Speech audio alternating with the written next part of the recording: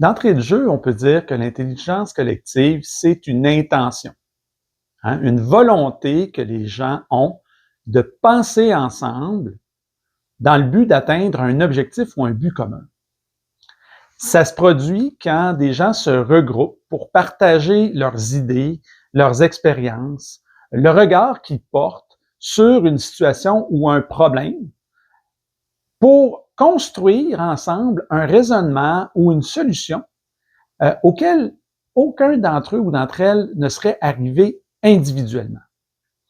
On pourrait dire que l'intelligence collective, c'est le résultat du processus, mais c'est aussi le processus. C'est aussi des compétences relationnelles. Il faut aussi dire que l'intelligence collective, c'est une culture aussi qui se partage au sein d'une organisation.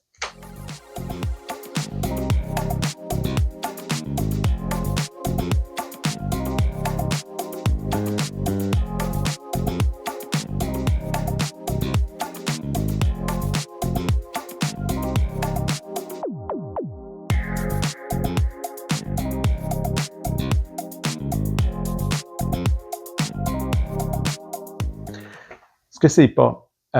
L'intelligence collective, c'est pas simplement une réunion, un débriefing, un tour de table à main levée où tout le monde donne son opinion. C'est pas suffisant pour dire que les gens ont l'intention de construire une solution ensemble. C'est pas non plus uniquement des outils et des méthodes. Ça va en prendre. Des canevas, des post-it pour appuyer la réflexion. Mais ce n'est pas en utilisant des outils et des méthodes qu'on garantit que les gens réfléchissent pleinement et partagent pleinement leurs expériences. Donc, il faut aller plus loin que simplement l'outil et la méthode. Par ailleurs, c'est pas non plus uniquement de travailler en groupe qui est de l'intelligence collective. Parce qu'à l'intérieur du groupe, pour faire émerger l'intelligence collective, ça va prendre une qualité de relation.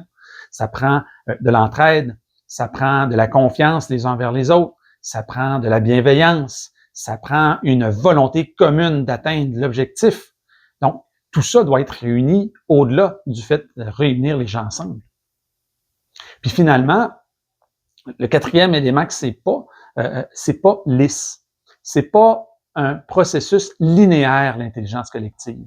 Et c'est pour ça que pour la faire émerger, il faut être capable de créer un cadre. J'ai nommé la bienveillance tout à l'heure.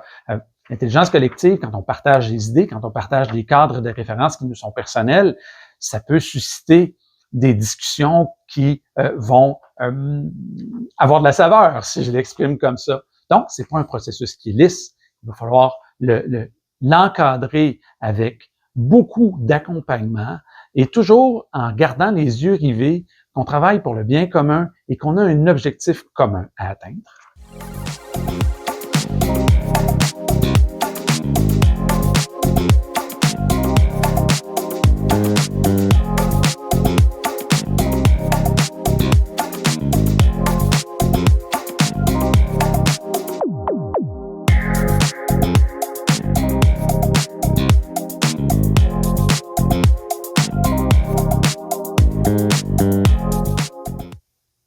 Effectivement, il y a des équipes qui nous semblent regorgées de talent, qui y arrivent simplement pas.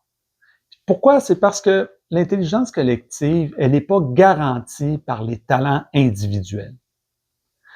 C'est la dynamique du groupe, l'encadrement qu'on donne à ce groupe, le leadership qui habite ce groupe-là, qui vont faire émerger l'intelligence collective. D'ailleurs, c'est une question tellement importante que je continue de me la poser. Quel est le leadership qui permet vraiment de faire émerger l'intelligence collective?